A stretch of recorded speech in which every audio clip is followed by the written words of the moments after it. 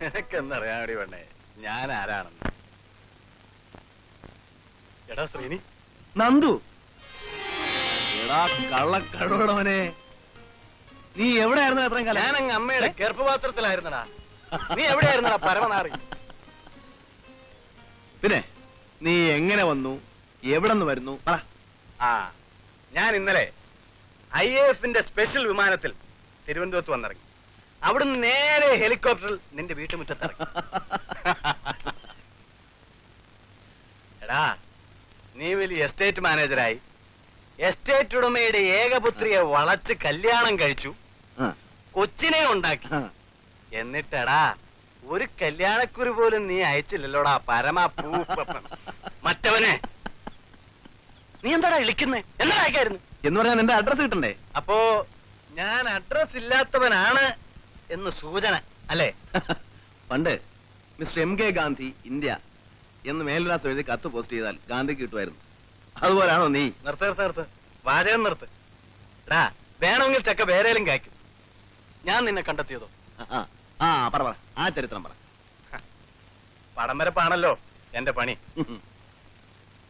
3 ദിവസമായി എറണാകുളത്തൊരു one-man show. കണ്ടവരോടൊക്കെ നിന്നെ കുറിച്ച് ചോദിച്ചു. ഒടുവിൽ വിലാസം കിട്ടി. ഇന്നലെ രാത്രി പുറപ്പെട്ടു. ബസ്സിലും ലോറിയിലും ഒക്കെയായി രാവിലെ ഇവിടെ എത്തി. ശുഭം. ചായ കുടി. എനിക്കെങ്ങും വേണ്ട നിന്റെ ചായ ഒന്നും. ചായ കുടിക്കില്ലേ? കാപ്പുണ്ടോ? പിന്നീട് കാപ്പി. ആര് പറഞ്ഞു എനിക്ക് കാപ്പി വേണമെന്ന്? വേണ്ട. പിന്നെ എന്ത് വിഷമാണാ നീ കുടിക്കുന്നേ? നീ ആ കുപ്പിങ് എടുക്ക്, ഒരു സ്മോൾ അടിക്കട്ടെ. ഇന്നലെ ഇച്ചിരി അധികമായിപ്പോയി. അതിന്റെ കെട്ട് ഇപ്പോഴും വിട്ടിട്ടില്ല. ഇതെന്താ മദ്യഷാപ്പോ? കാലത്തെ നേരം വെളുക്കുന്നതിന് മുമ്പ് എഴുന്നേറ്റ് കുപ്പി ഇടാന്ന് പറയുമ്പോ കുപ്പി എടുക്കാൻ. എന്നാ ഞാൻ പുറത്ത് എവിടെയെങ്കിലും പോയി ഒരു സ്മോൾ അടിച്ചിട്ട് കുറച്ച് കഴിഞ്ഞിങ്ങ് വരാം. ഇടാ നന്ദു, ഞാനിപ്പോ പഴയതുപോലുള്ള വെള്ളമൊടിയൊന്നുമില്ല. ഇവിടെ സ്റ്റോക്ക് ചെയ്യാറുമില്ല. നീ കുറച്ചിട്ട് ഇരിക്കും, നമുക്ക് ഒന്നിച്ച് പുറത്തേക്കിറങ്ങാം. ഇതെന്റെ അനിയൻ സതീഷ്, അല്ല BCom ഫൈനൽ ഇയർ പഠിക്കുന്നു. ഞങ്ങൾ ഒരുമിച്ച് 1ാം ക്ലാസ് മുതൽ കോളേജ് വരെ ഒരേ ബെഞ്ചിലിരുന്ന് പഠിച്ചവരാ. ഇവനിപ്പോ വലിയ ചിത്രകാരനൊക്കെ ആയിപ്പോയി. World famous. കേട്ടിട്ടില്ലേ? നന്ദകുമാർ. അതിരിക്കട്ടെ, നിന്റെ ചരക്കിനെ ഒന്ന് വിളി, കാണട്ടെ. ഇരട്ടെ, വിമല വിളി. അല്ല, നീ കല്യാണം കഴിച്ചില്ലേ? എന്താടാ കാണിച്ചിരിക്കുന്നത്? എടാ ശ്രീനി, മരണത്തോടെ മനുഷ്യന്റെ എല്ലാ ദുഃഖങ്ങളും അവസാനിക്കുന്നു. വിവാഹത്തോടെ എല്ലാ സുഖങ്ങളും. ഞാൻ കുറച്ചാളും കൂടി ഒന്ന് സൂചിച്ചോട്ടേ. ഇതാണ് എന്റെ പ്രിയതമ വിമല, ഡോക്ടർ വിമല. വിമലെ, ഇത് നന്ദു, എന്റെ ബാല്യകാല സുഹൃത്ത്. ഇപ്പൊ വലിയ ചിത്രകാരനൊക്കെയാണ്. ഇന്റർനാഷണൽ അവാർഡൊക്കെ വാങ്ങിച്ചിട്ടുണ്ട്. ഈ സ്ത്രീയെ ഞാൻ നേരത്തെ കണ്ടതാണ്. ഞാൻ വിചാരിച്ചു നിന്റെ അമ്മായിയമ്മയാണെന്ന്. അവൻ ഇത്തരം വർത്തമാനങ്ങളെ പറയൂ. ഫലിതം പറയുകയാണെന്നാണ് അവന്റെ ധാരണ. ഇഡിയറ്റ്. നീ അതൊന്നും കാര്യമായിട്ട് എടുക്കണ്ട. ഫലിതൊന്നുമല്ല, കാര്യമായിട്ട് തന്നെ പറഞ്ഞതാണ്. ഒരു മയവും മര്യാദയും ഇല്ലാത്ത പെരുമാറ്റവും സംസാരവും. നിന്റെ ഈ വേഷവും പ്രവൃത്തവും കണ്ട ആർക്കാടാ മര്യാദക്ക് പെരുമാറാൻ തോന്നുക? വിവരമുള്ളവർക്ക്. നീ വേഗം പോയി കുളിച്ച് റെഡിയാ. നിനക്ക് കുളിക്കൊന്നും വേണ്ടേ? വേണ്ട. എന്നാ ഒരു 5 മിനിറ്റ് ഞാനിപ്പോ വരാം. എനിക്ക് പാലൊഴിക്കാത്തൊരു കാപ്പി തരാമോ? തരാം. എങ്കിൽ വേഗം വേണം.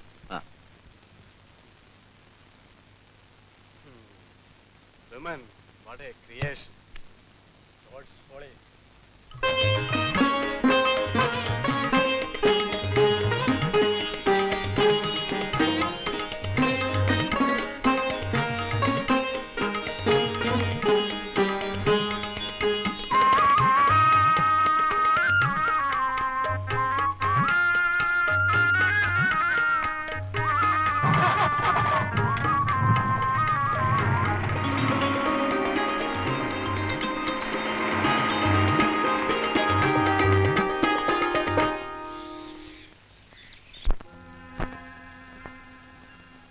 അസ്തമിക്കാൻ തുടങ്ങുന്ന സൂര്യൻ എനിക്കെന്നും എന്റെ പ്രിയപ്പെട്ട വിഷയമാണ്.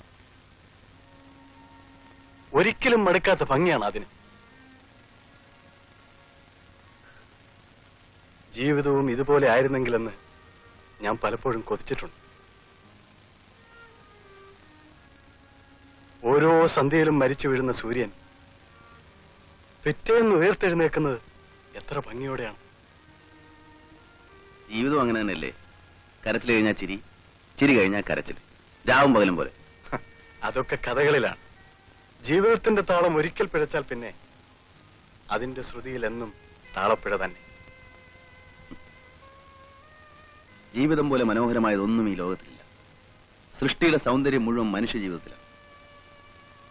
നിനക്കത് തോന്നും. സ്നേഹിക്കാൻ ഒരു ഭാര്യ, ലാളിക്കാൻ ഒരു കുഞ്ഞ്. നിന്റെ ജീവിതം പ്രപഞ്ചം പോലെ ഭംഗിയുള്ളതാണ്. നിനക്കും ഇതൊക്കെ അനുഭവിക്കണമെന്നില്ലേ? ഇങ്ങനെ ഒറ്റത്തടിയായിട്ട് എത്ര കാലം നടക്കും? ജീവിതത്തിന് നീ കണ്ട സൗന്ദര്യമൊന്നും ഞാൻ കണ്ടിട്ടില്ല. ഓർമ്മ വെച്ച നാൾ മുതൽ എന്റെ വീടിനകത്ത് കണ്ണീര് മാത്രമേ ഞാൻ കണ്ടിട്ടുള്ളൂ. ഭർത്താവിനെയും മക്കളെയും സ്നേഹിക്കാത്ത അമ്മ, ഭാര്യയെയും മക്കളെയും സ്നേഹിക്കാത്ത അച്ഛൻ, അച്ഛനെയും അമ്മയെയും അപരിചിതരെ പോലെ നോക്കുന്ന മക്കൾ.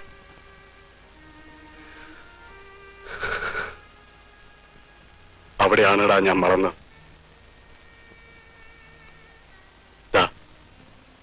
സൂര്യൻ മരിച്ചു. നീ പറഞ്ഞതുപോലെ നാളെ കൂടുതൽ ഭംഗിയോടെ ഉദിക്കാൻ. നിന്നെ സമ്മതിച്ചു തന്നിരിക്കുന്നല്ലയാ. ഇങ്ങനെ എന്തെല്ലാം. നീ ഒഴിക്ക്. ഞാൻ ഒഴിക്കാം. നിന്റെ ഗ്ലാസ് ഇങ്ങോട്ട് താ. അയ്യോ, എനിക്ക് വേണ്ട. എന്ത് മതിയെന്ന്? ഞാനേ ഒരു പെഗ് നിർത്തുന്നവനാ. ഇന്നിപ്പോ 2 ആയി. That is double two my normal കോട്ട. അയ്യോ, ഇനി വയ്യ. ആ, വേണ്ടെങ്കി വേണ്ട.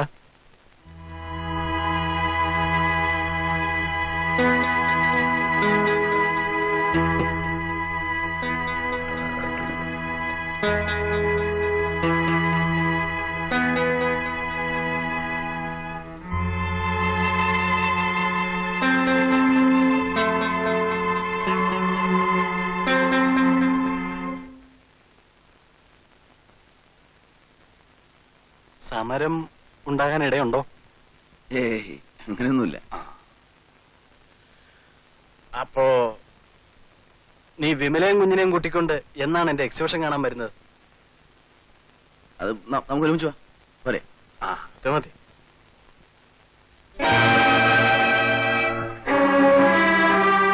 ആ കാർപ്പറ്റും ടീപ്പോയൊക്കെ ക്ലീൻ ചെയ്യും.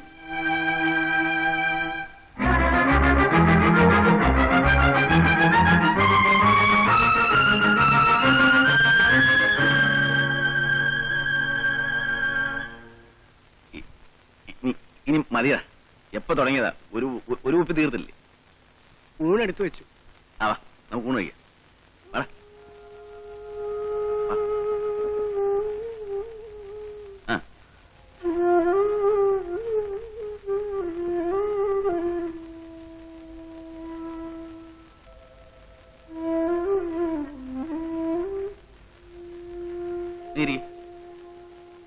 ഇറ്റേട്ടാ, വിമല വിളിക്കും. നീ ഇരിക്കുന്നേ, നമുക്ക് തുടങ്ങാം. അവൻ എവിടെ പോയി? സതീഷ്. എടാ സതീഷ്, ഇരിക്കടാ, ഇരിക്കാൻ.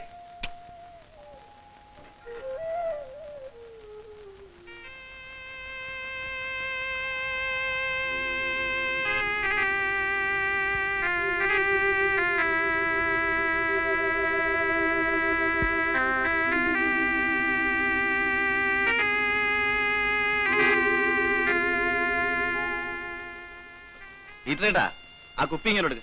നമുക്ക് ഓരോന്നും അടിക്കാം.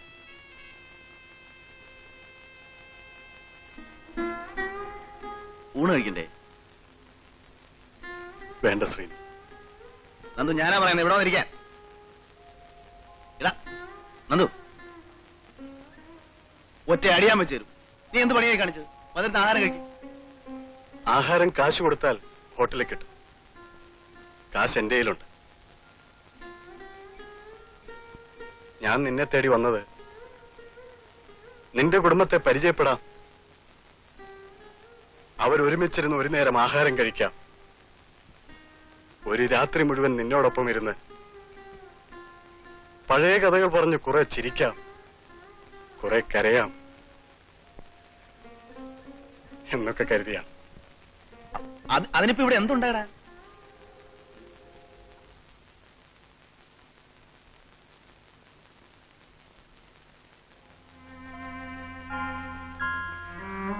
ജീവിതം എന്നും എന്നോട് ക്രൂരതയെ കാണിച്ചിട്ടുള്ളൂ.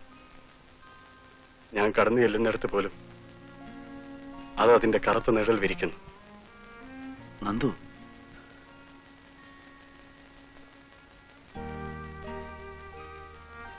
സോറി.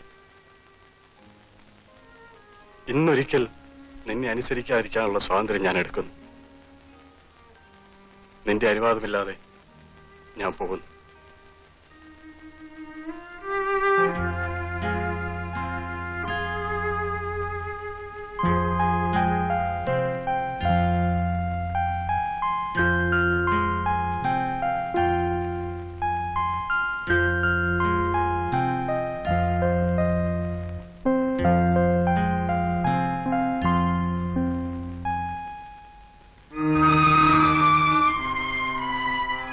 ശ്രീനി,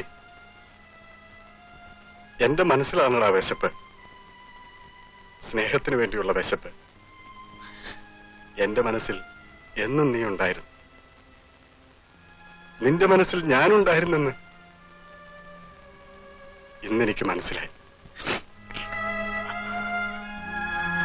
എനിക്കത് മതിയടാ.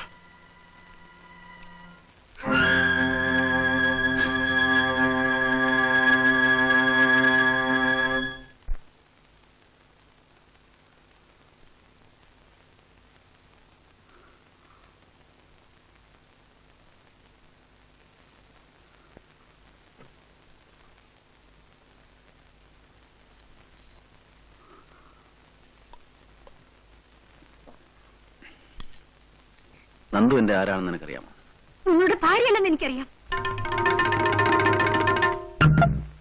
ഒരിക്കലും മറക്കാൻ പറ്റാത്ത ഒട്ടേറെ കടപ്പാടുകളുള്ള എന്റെ ആത്മസുഹൃത്ത്. നിങ്ങളുടെ ആരെങ്കിലും ആയിക്കോട്ടെ, എനിക്ക് അയാൾ ആരുമല്ല. സംസ്കാരമില്ലാത്തവൻ.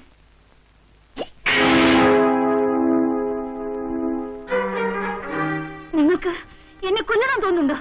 ചത ചിഞ്ചിഞ്ചായി കൊല്ലണമെന്ന് തോന്നുന്നു. അതിന് കുപ്പി ഉടച്ചിട്ട് എന്താ കാര്യം? ശബ്ദിച്ചു പോരുത്. ഇത് എന്റെ വീടാണ്. ഇവിടെ എന്റെ സുഹൃത്തുക്കൾ വരും, ബന്ധുക്കൾ വരും, ശത്രുക്കൾ വരും.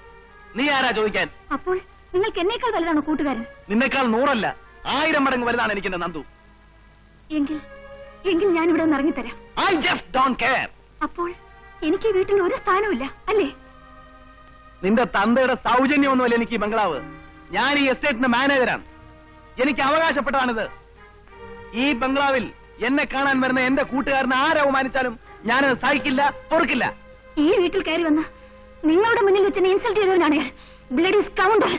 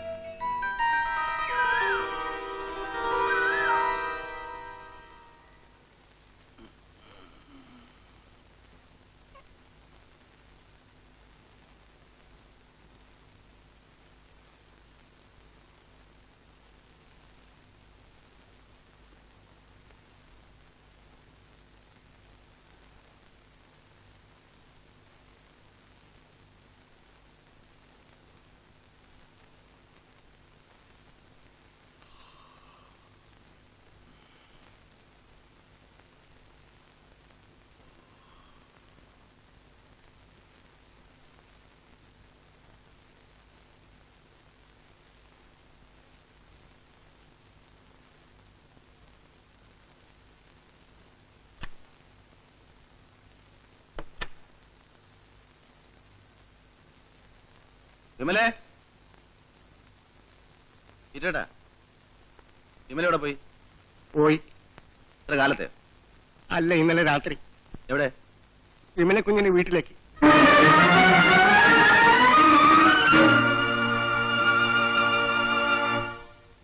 കണ്ണി ചോരയുണ്ടോ ഈ മനുഷ്യന്?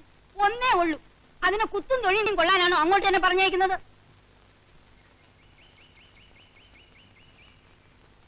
മോളെ, ഇന്നലെ രാത്രിയിൽ തന്നെ നിന്നെ ഇറക്കി വിടായിരുന്നത് അച്ഛന്റെ മര്യാദ.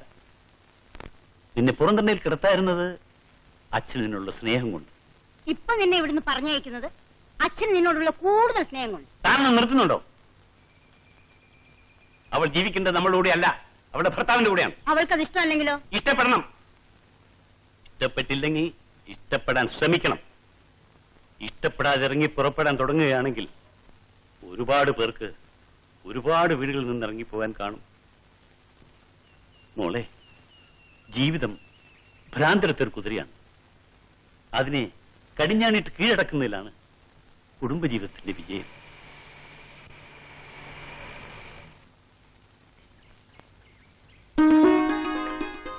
നല്ല പാർട്ടിയാ. നേരം വെളുത്തപ്പം മുതൽ ഞങ്ങൾ അവിടെ അന്വേഷിക്കാം. ഒന്ന് പറഞ്ഞിട്ട് പോരായിരുന്നില്ലേ? അവൾ അവളുടെ ഭർത്താവിനോട് പറഞ്ഞിട്ടുണ്ടാവും. പറഞ്ഞില്ലെന്നേ. പറഞ്ഞിട്ട് പോന്നിരുന്നെങ്കിൽ ചേട്ടാ അവിടെ കിടന്ന് ഇങ്ങനെ വിഷമിക്കോ? ഭാര്യയെ കാണാതെ കുത്തിയിരുന്ന് കരയായിരിക്കും അല്ലേ? അമ്മേ, എന്താ അമ്മയ്ക്ക്? എന്റെ പൊന്നമ്മായി, ഒരു വികാരത്തിന് ഇറങ്ങിപ്പോന്നത് ശരി. അതുപോലെ അങ്ങോട്ട് കയറി ചെന്നാൽ കാര്യം തീർന്നില്ലേ? ശ്രീനി ഇന്ന് ആഫീസിൽ പോയില്ലേ? ആ, ഇന്ന് പോകുന്ന ലക്ഷണമൊന്നുമില്ല. സങ്കടപ്പെട്ട് കുത്തിയിരിക്കുക പാവം. ആ, മോള് ചെല്ല്, ഇനി താമസിക്കണ്ട. നീ പോകാൻ തന്നെ തീരുമാനിച്ചോ? പോ മോളെ, അതാണ് നിന്റെ വീട്. ചേട്ടത്തി ചെന്ന് മോളെ എടുത്തോണ്ട് വാ. ഞാൻ ഇപ്പൊ വരാം. ഭാരതി, എന്താ ഭാരതിക്ക്? 2 കപ്പ് കാപ്പി. പാടൂ.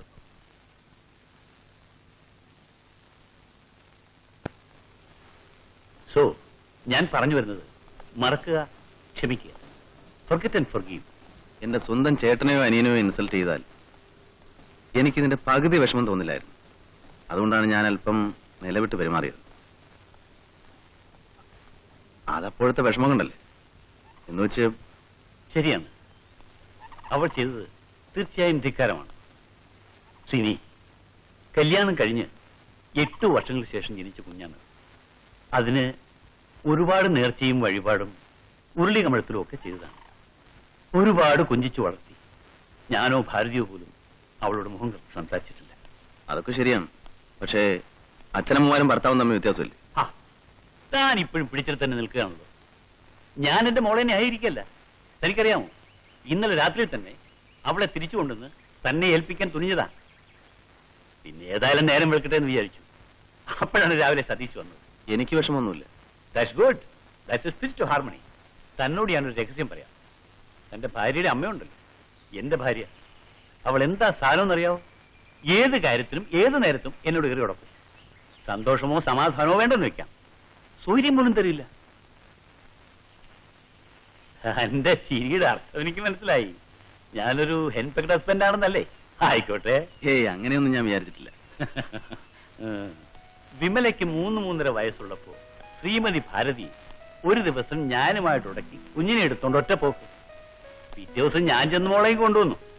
ഞാൻ വിളിച്ചാലേ വരുവുള്ളെന്ന് ഭാരതി, വിളിക്കയില്ലാന്ന് ഞാൻ. ഇങ്ങനെ എത്ര നാൾ കഴിഞ്ഞു? 7 വർഷം. ഒടുവിൽ ഒരു ദിവസം ശ്രീമതി ഭാരതി താനെ കയറി വന്നു. അതാണ് തന്റെ ഭാര്യയുടെ അമ്മയായ എന്റെ ഭാര്യയുടെ കഥ.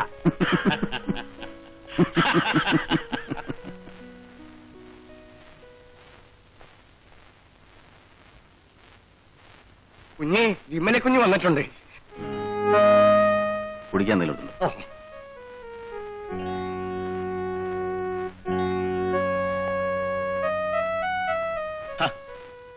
ഇവിടെ നിൽക്കുകയാണോ? പാർട്ടി ഇവിടെ ചമ്മി നിൽക്കുക. വാ, ഞാൻ പോയി വിളിച്ചോണ്ടിരാം.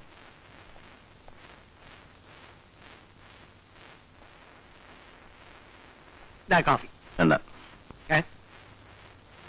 ഒന്ന് വരണം സാറേ. നാണിക്കാനൊന്നുമില്ല. ഭാര്യയും ഭർത്താവും ഒക്കെ ആവുമ്പോ ഇങ്ങനെയൊക്കെ സംഭവിക്കും. അദ്ദേഹം അവിടെ ചമ്മി നിൽക്കുക. ആരെങ്കിലും ഒരാൾ മുൻകൈ എടുത്തില്ലെങ്കിൽ സംഗതി ആകെ കുഴയും. ആ, അത് ഞങ്ങൾ നോക്കിക്കോളാം. താനൊന്ന് പോയേ. ആഹാ, ഇപ്പൊ ഞാൻ പുറത്തായോ? രണ്ടിനെയും കൂടി കൂട്ടിയിണക്കാൻ ഓടിത്തളർന്നത് ഞാനാ. എത്രയും വേഗം ഒരു പെണ്ണ് കിട്ടാൻ കൊതിച്ചവനായി ഞാൻ. ഇവിടത്തെ ഈ പങ്കപ്പാട് കാണുമ്പോ അടുത്ത ജന്മത്തിൽ പോലും അതിനിടവരുത്തല്ലേ എന്നാണ് എന്റെ പ്രാർത്ഥന. ചിരിക്കൊന്നും വേണ്ട. വരൂ വരൂ, വെറുതെ ചേട്ടന് മുമ്പിൽ ഹാജരാക്കട്ടെ. ചെറുക്കനെ കൊണ്ട് തോറ്റു. ആ ചേട്ടാ ദാ ചേട്ടത്തി.